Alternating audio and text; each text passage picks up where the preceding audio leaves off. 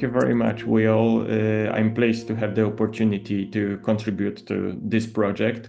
I will start with some historical background about the field of North Korean, or in general, Korean studies in Poland. The field of Korean studies in Poland has its origins in the 1950s, emerging as a distinct area of academic research within the broader political context of the Cold War. The People's Republic of Poland was the third country in the world after the Soviet Union and Mongolia to establish diplomatic relations with the Democratic People's Republic of Korea. And until 1989, Poland maintained diplomatic relations exclusively with North Korea. And Polish belonging to the socialist camp meant that for decades, Korean studies in Poland developed in collaboration with North Korea. For example, the North Korean lecturers taught Korean language at the University of Warsaw. But it is also noteworthy that the field of Korean studies as a standalone discipline emerged only in 1983. So it's quite new. Prior to this, Korean was taught as one of the languages for students of sinology and Japanese studies. And the older generation of Polish scholarship on North Korea, the majority of whose authors are now deceased, benefited from Poland's relatively close political relations with North Korea until 1989. Consequently, they undertook frequent visits to North Korea, and some of their publications were propagandistic, I would say, in nature, often linked to their activities in societies like Korea-Poland Friendship Association or the Friends of the Juche idea. In the new political environment after 1989, contacts between Poland and North Korea were severely restricted at many levels. This was primarily due to the establishment of diplomatic relations between Poland and the Republic of Korea.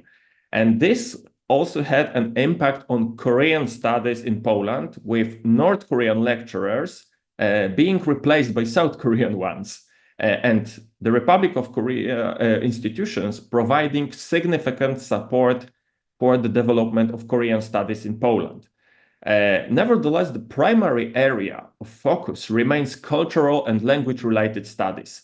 In the years following 1989, North Korea was not a prominent subject of research within Polish academic centers specializing in Korean studies. And the level of interest in North Korea, both before and since that period, has been predominantly observed among scholars engaged in other fields of research. And to the best of my knowledge, there is no researcher in Poland whose work is solely focused on North Korean studies. Additionally, North Korea is occasionally the subject of university courses. For example, in 2018, I initiated a subject on North Korea's foreign policy at the Institute of the Middle and Far East of Jagiellonian University in Krakow. But of course, there are also several people in universities and academic research institutions for whom North Korean issues are one of the many fields they deal with. Research on North Korea in Poland includes mainly North Korean ideology and political system, and of course, the history of Poland's relations with North Korea. And occasionally there are analyses, papers on North Korean foreign and security policy or inter-Korean relations. And the topic of North Korea is also considered in the context of other issues, such as weapons of mass destruction, missile technology, and the geopolitical situation in East Asia. And recently, there has been a growing interest in Poland in the strengthening the relationship between North Korea and Russia. North Korea is a relatively common topic in the Polish public sphere, in Polish media, but its presence is rather limited to sensationalistic discourse, I would say. And much of the news about the country is unreliable, I think, and not in depth. And of course, North Korea is typically depicted in Polish media as a totalitarian state that violates human rights. That's the most common perspective. And on the other hand, it is interesting to note the activity of a very, very small group of young people in Poland demonstrating their interest in North Korea. And these individuals typically represent radical left-wing and communist beliefs. They are active within small associations and engage extensively on social media, some of them even collaborating with the DPRK embassy in Warsaw. However, these groups have extremely marginal influence in the public sphere. That's my perspective on the North Korean studies and how North Korea is perceived in Polish public and by Polish young scholars, students. But my perspective as an analyst, it's quite different, I would say, because I'm an analyst of the Polish Institute of International Affairs, which is a public analytical institution based in Warsaw, Poland. And my work mainly involves conducting open source research and preparing public and non-public materials on the current situation in Northeast Asia, particularly on the Korean Peninsula. And my responsibilities extend beyond monitoring North Korea. I also engage with South Korea and Japan and security issues in Northeast Asia. And given the nature of my work, I pay a lot of attention to matters affecting Poland's foreign policy, whether directly or indirectly. According to the DPRK, my research is focused on its foreign and security policy. And with a background in international relations and PhD in political science, I'm particularly interested in the international context of the DPRK's foreign policy. And in my analysis of the DPRK's partnership or even alliance with the Russian Federation, I'm trying to incorporate the broader security interdependence between Europe and East Asia. For this reason, my research includes also inter-Korean relations and the security situation on the Korean Peninsula, because the analysis of these issues has become increasingly important for Poland, given our significant reliance on the import of South Korean weapons in recent 2 years. Furthermore, I'm particularly interested in the dynamics between the DPRK and the US and China. And of course, as a European, I also monitor the development of European-North Korean relations. For instance, over the years, I have engaged in track 1.5 and track 2 dialogues with North Korea alongside other European experts, I have lots of seminars, for example, at the European External Action Service on what the European Union could do more on DPRK issues. And as part of my responsibilities, I maintain regular communication with Polish public institutions and foreign diplomats based in Warsaw, including North Korean diplomats. It's quite interesting experience to have quite, I would say, dialogue with North Koreans based in Poland. But of course, it's sometimes it's strange, sometimes it's very interesting. And because of my interest on the prospects of the European North Korean relations, I would like also to share my few insights on these issues, because it's very interesting that the 26 member states of the European Union maintain diplomatic relations with the DPRK. Estonia, France, and Portugal do not. Regular communication with North Korea, which is now conducted exclusively through North Korean diplomats in European countries. And in 2023, North Korea initiated a cautious process of opening up to foreign delegations. This prompted some European countries to initiate discussions with the DPRK regarding the possible return of diplomats to Pyongyang as soon as possible. And in February this year, Germany and Swedish diplomats conducted a brief visit to North Korea to evaluate the status of their respective embassies in Pyongyang. However, further planned visits scheduled for May this year, which were to include Polish and British diplomats, among others, were unexpectedly, in fact, cancelled by the North Korean authorities. Officially postponed, but in fact cancelled.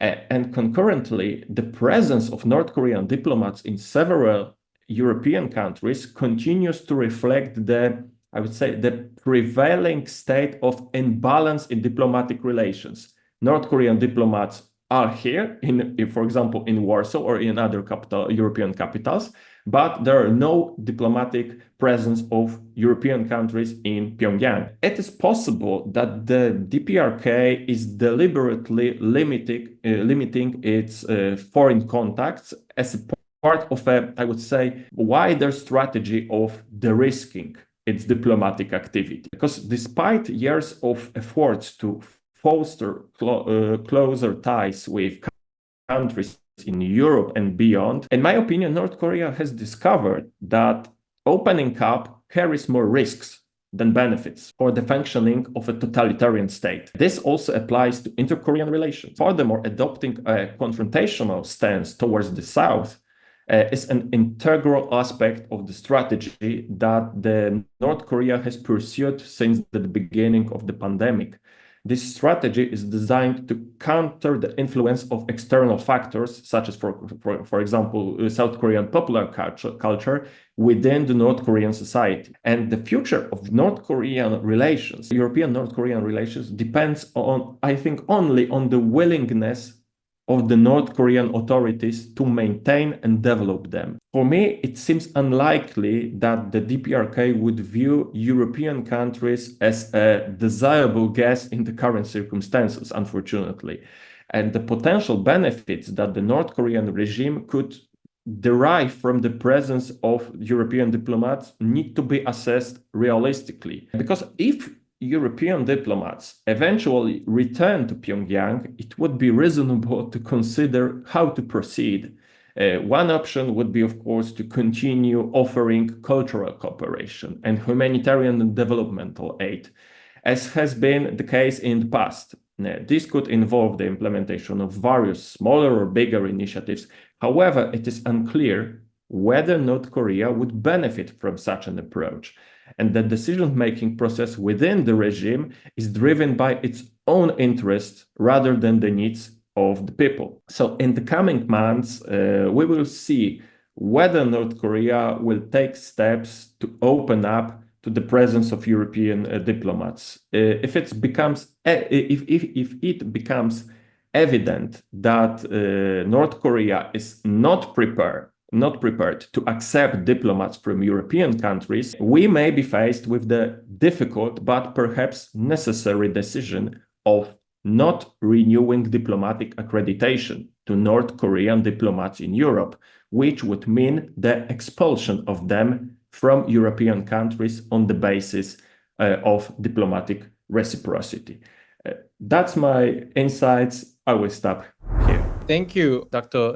Pietrewicz. Great and a very succinct, lecture on 3 points, and the Polish, perspective on North Korea, Polish, community, academic and policy community on Korea, and including your own, research agendas. At the same time, the prospects for the European, North Korean relations. Great, and I have tons of questions, but we will start with your argument on this inter-Korea relationship and Europe.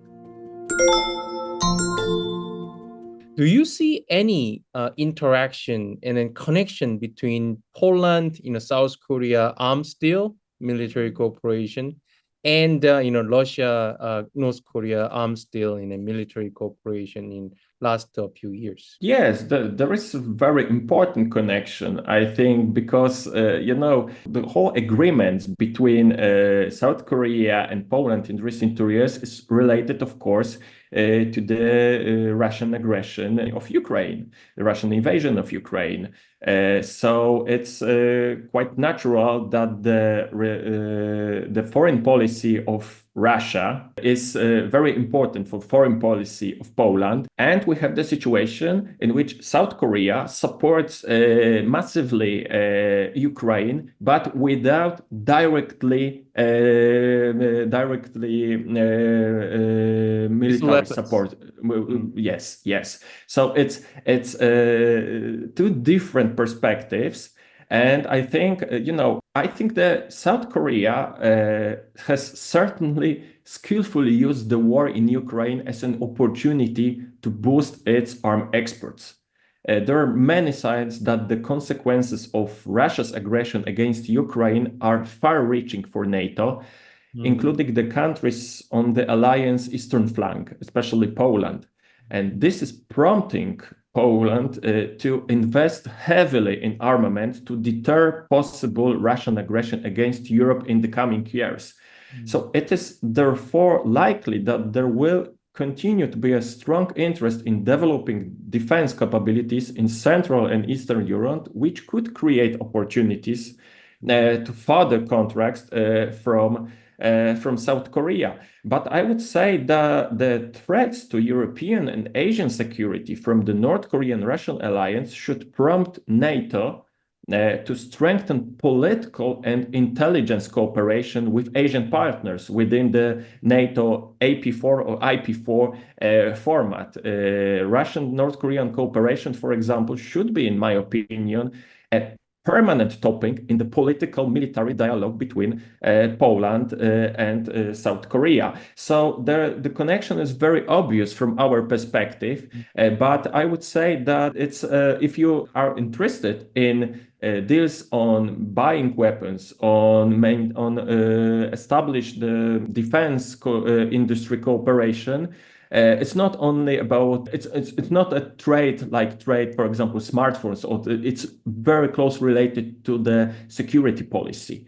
And that's why I think it's very important for Poland and South Korea to establish high-level political dialogue on the challenges resulted from the strengthening the partnership or even alliance between North Korea and Russia.